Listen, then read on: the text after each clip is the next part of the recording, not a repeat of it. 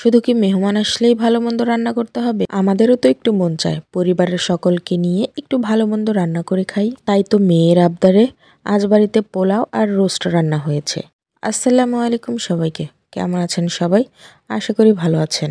আজ প্রথম আমি আমার এই পেজে এই রান্নাগুলো দেখাবো। যারা মন থেকে আমার এই ভিডিওগুলো দেখতে ভালোবাসেন তারা অবশ্যই লাইক এবং কমেন্টস করে যাবেন। কয়েকদিন ধরেই মেয়েটা বারবার বলছিল, মামুনি আমাকে রোস্ট রান্না করে দাও।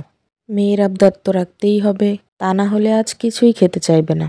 তাই আমার পোষা মুরগিগুলো থেকে একটি মুরগি ধরে এনে জবাই করা হয়েছে। রোস্ট মূলত দেশি মুরগি দিয়েই রান্না করলে বেশি স্বাদ হয়ে থাকে। ফ্যামিলিতে আমরা 5 জন সদস্য, তার মধ্যে আমি আর আমার মেয়েরা রোস্ট খুব পছন্দ করি। কিন্তু লিয়ার বাবা এবং লিয়ার দাদু রোস্ট তেমন একটা বেশি পছন্দ করেন। কিন্তু আমি যেভাবে রোস্ট রান্না করি, ভালো না লেগে কি উপায় আছে? আমি জানি আমার থেকেও অনেক ভালো রান্না করে অনেকেই বলতে পারেন এগুলো আবার দেখানোর কি আছে। আমি আমার সারাদিনের কাজকর্ম ভিডিও করি এবং ফেসবুকে আপলোড করি, যেটা ব্লগ আকারে আপনাদের সামনে প্রেজেন্ট হয়। রোস্টের রংটা জোস হয়েছিল।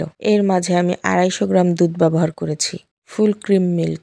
বাদাম আর দুধের কারণেই এই রোস্ট রান্নাটা খুবই টেস্ট হয়। আমার কড়াইটা বেশ ছোট হয়ে গিয়েছে, যার কারণে আমার একটু সমস্যাই হচ্ছিল। ফ্লেভারের জন্য কিছু কাঁচামরিচ দিয়ে দিলাম। পাশের চুলোতে পোলাওটা বসিয়ে দেব। এর জন্য আমি প্যান গরম করে নিয়েছি। গরম প্যানে তেল দিয়ে পেঁয়াজ কুচি দিয়ে দিলাম। পোলাও রান্না করতে তেলটা একটু বেশিই লাগে, কিন্তু আমি চেষ্টা করেছি কম তেল দিয়ে পোলাও রান্না করতে। পেঁয়াজটা একটু ভালোভাবে ভেজে নেব। ভালোভাবে ভেজে নিলে পেঁয়াজের ফ্লেভারটা বের হয়।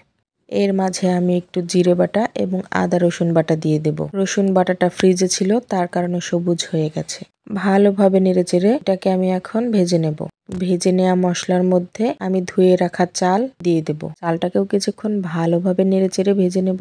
পোলাওয়ের চাল যত বেশি ভাজা হবে তত বেশি ঝরঝরে হবে। আমি জানি আপনারা পোলাও রান্নাও খুব ভালোভাবে করতে পারেন। আমার এই রান্নায় যদি কোনো ভুল হয়ে থাকে অথবা এই রান্নার স্বাদ আরও বাড়াতে কি করা প্রয়োজন, আপনারা অবশ্যই আমাকে একটু বলে যাবেন, যাতে আমি আরও ভালোভাবে এগুলো রান্না করতে পারি এবং আপনাদের সামনে প্রেজেন্ট করতে পারি। ভেজে রাখা চালের মধ্যে ফুটন্ত গরম পানি দিয়ে ভালোভাবে নেড়ে নেব। বাড়ির সবাই আমরা খিচুড়িটাই বেশি পছন্দ করি, কিন্তু রোস্টের সাথে এই পোলাওটাই বেশি যায়। এখন আমি এর মধ্যে কিছু কাঁচামরিচ দিয়ে দেব। বাচ্চারা তো তেমন ঝাল খেতে পারে না, তাই আমাদের জন্য কাঁচামরিচগুলো দিয়ে দিলাম। আবার ফ্লেভারের জন্যও দিয়েছি।